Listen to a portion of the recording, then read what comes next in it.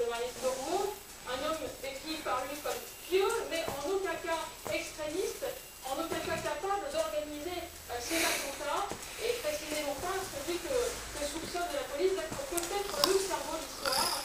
En tout cas, la police continue d'enquêter, nous en ferons aujourd'hui sur les prochains jours. Merci Dorothée pour ces précisions, et j'ajoute que le terminal de l'aéroport de Glasgow s'était produit la tentative d'attentat. Paris a souligné le retard français en la matière. Paris, par exemple, est sous-équipé. Nous avons déjà un système intéressant, mais qui demande à être développé.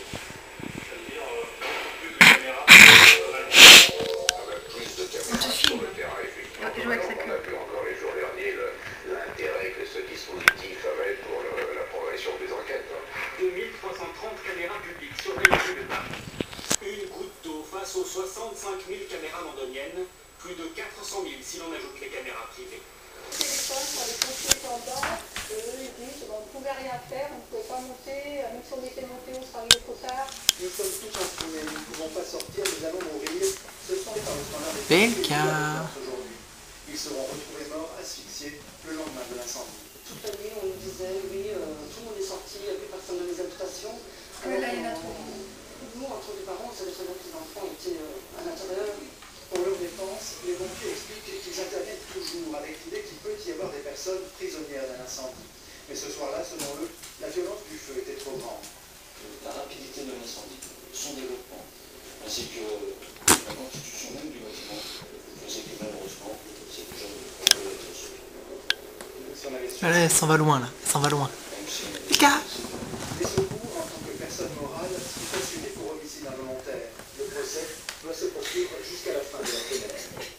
En bref, Brahim Déby, 27 ans, l'un des fils du président tchadien Idriss Déby, a été tué dans le parking de son immeuble de Courbevoie, près de Paris. Son corps a été découvert ce matin comme une plaie à la tête. Brahim Déby était connu des services de police, entre autres pour les affaires de stupéfiants. Les enquêteurs semblent en tout cas écarter la motivation politique. Les obsèques du jeune Nelson, 14 ans, ont été célébrées tout à l'heure à Marseille. L'adolescent est mort après avoir été renversé par une voiture de police il y a une semaine sur un passage protégé. Et puis sachez que le chauffard de Bervillers dans le Haut-Rhin, qui avait fait un mort et 13 blessés en fonçant dans la clou lors d'une fête ce week-end, a été mis en examen et écroué pour assassinat et tentative d'assassinat. Le procureur a précisé tout à l'heure qu'il était sous l'emprise de l'alcool, mais qu'il avait également consommé de la drogue, sans préciser laquelle. Un nouveau système pour connaître le solde de ces points du permis de conduire. Il a été mis en service aujourd'hui sur le site internet du ministère de l'Intérieur, mais il faut d'abord s'adresser à la préfecture. Mode d'emploi, Mallory Aoudou, Maquedroge. Les infractions, normalement, chacun les connaît. Le nombre de points rescapés sur le permis, c'est souvent de la petite. Aucun moyen de s'informer, c'est pas du tout une fausse information.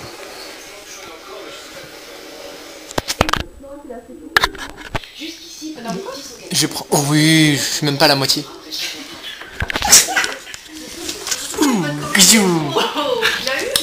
Ouais. Belka.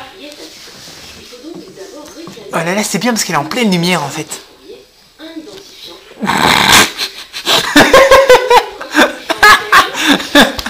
Aïe, je me suis cogné le menton.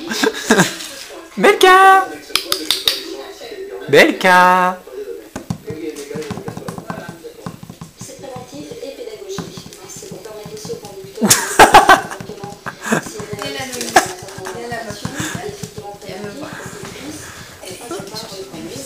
le système pourrait aussi devenir un argument. Et selon les juristes, cette publication sur Internet ne saurait remplacer la communication régulière du solde de points. La loi impose une notification de l'administration et une vraie notification. Une notification par courrier recommandé avec accusé de réception aux destinataires. Et non pas un système qui va servir à compenser.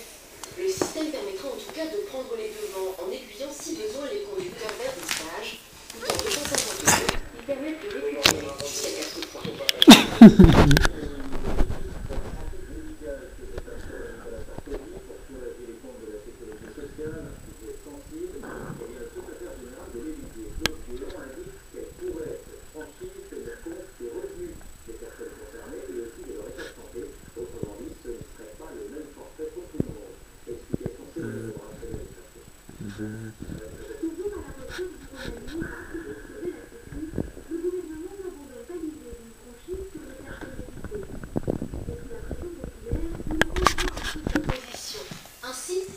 franchise pourrait être modulée selon les cas.